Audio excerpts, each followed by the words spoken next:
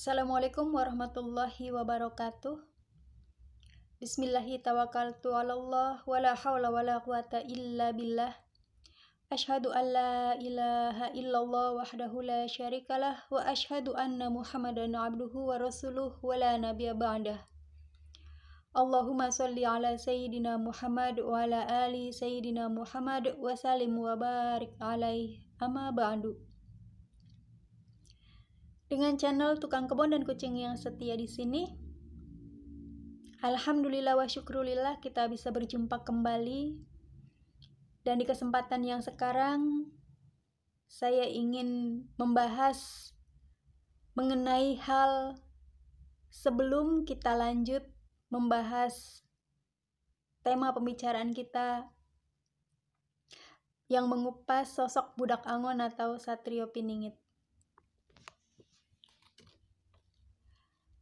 Di sini saya ingin menyikapi atau menanggapi berbagai macam komentar yang muncul di video-video konten saya ini mengenai keterpercayaan informasi yang saya sampaikan. Sahabat, mengenai informasi yang saya sampaikan, apakah sahabat mempercayainya atau tidak, itu semuanya saya kembalikan kepada kebijaksanaan dan penerimaan sahabat. Apabila mempercayai, saya bersyukur. Apabila tidak mempercayai, saya juga tidak mengapa. Yang penting, saya menyampaikan apa yang memang harus saya sampaikan, menurut apa yang saya ketahui dan menurut sesuatu yang merupakan kewajiban bagi saya untuk menyampaikannya, dikarenakan saya memiliki pengetahuan dan memiliki pemahaman terhadap hal yang kita bahas itu. Sahabat, saya ketika membuat konten dan membuat channel ini, tujuan saya adalah untuk memberikan informasi-informasi yang semakin mencerahkan kepada kita semua mengenai sosok Budak Angon atau Satrio Piningit, atau calon Ratu Adil kita, atau Sang Khalifah kelima. Semata tujuan saya adalah agar kita semuanya siap dan agar kita semuanya bisa saling bahu-membahu berdiri di dalam barisan beliau ini, bukan menjadi pihak yang memusuhinya. Apalagi pihak yang mengklaim dirinya sebagai dia, meskipun itu adalah hak kita semua. Maksud saya bukan hak sesuatu yang benar, akan tetapi hak yang merupakan pilihan. Itu silahkan saja siapapun, kalau dia berkehendak untuk mengaku atau merasa, silahkan. Tapi apabila itu bukan haknya, bukan dirinya, ya jatuhnya nanti akan menjadi fitnah, ya kan? Dia telah memfitnah dirinya, dia sudah mengaku-ngaku, dia sudah membelok-belokkan kebenaran, dan itu jatuhnya kalau misalnya kita membahas tentang dosa, ya jatuhnya ke dalam perbuatan dosa. Tapi lagi-lagi silahkan saja, itu merupakan hak hidup, itu merupakan kebebasan pilihan dari siapapun di antara kita. Sahabat, ada sebagian sahabat yang tidak mempercayai apa yang saya sampaikan, dikarenakan mungkin dianggapnya sebagai informasi yang itu tuh bisa dicari, bisa diambil, bisa disampaikan, bisa dibacakan karena buku. Memang saya menggunakan sumber-sumber rujukan dari buku-buku, terutama beritanya yaitu dari kitab-kitab leluhur kita.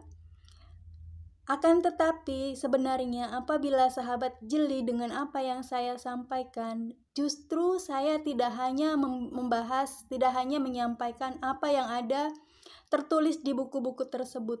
Tetapi lebih dalam lagi, saya mengupas, saya menguliti apa yang ada, apa yang tersimpan di dalam buku-buku tersebut, di dalam berita-berita yang disampaikan oleh kitab-kitab tersebut. Dan saya meramunya sedemikian rupa, saya mengumpulkannya dengan sebaik-baiknya menurut tema-tema yang telah saya sampaikan, dengan sumber-sumber yang bisa dipertanggungjawabkan, dan dengan pengetahuan-pengetahuan yang itu tuh sumbernya tidak melulu berdasar dari pengetahuan saya pribadi, tetapi juga dari petunjuk-petunjuk yang telah saya terima menurut cara-cara tertentu yang diinginkan oleh Yang Maha Kuasa. Sahabat, memang di antara kita tidak saling kenal. Sahabat tidak mengenal saya juga tidak mengenal sahabat.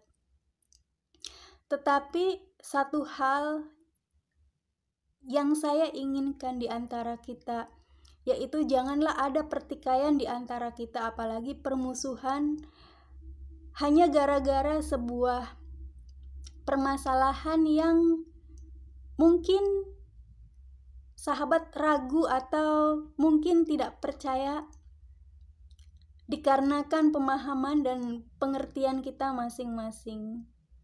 Jangan karena hal tersebut kita kemudian menjadi bertikai, menjadi bermusuhan, baik antara saya dengan sahabat ataupun antar sesama komentator yang berkunjung di channel saya ini. Maka dengan demikian saya sampaikan konten yang sekarang ini untuk saling mencari patokan, mencari pegangan tentang arti validitas atau keabsahan sebuah informasi. Sahabat, untuk bisa memahami bahwa informasi itu bisa diterima atau tidak, maka ada dua cara yang bisa kita pegang. Dikarenakan dengan dua cara tersebut, kita insya Allah akan mendapatkan petunjuk, akan berada di sebuah titian jalan kebenaran informasi yang bisa dipertanggungjawabkan, yaitu melalui cara yang disampaikan yang pernah dilakukan oleh beliau Imam Al-Bukhari ketika sosok beliau ini sedang mengumpulkan hadis-hadis Rasulullah, di mana beliau melihat orangnya, siapa yang menyampaikan berita itu. Bagaimanakah sosok orang tersebut? Apakah orang tersebut terpercaya? Apakah orang tersebut soleh? Bagaimana tingkah lakunya?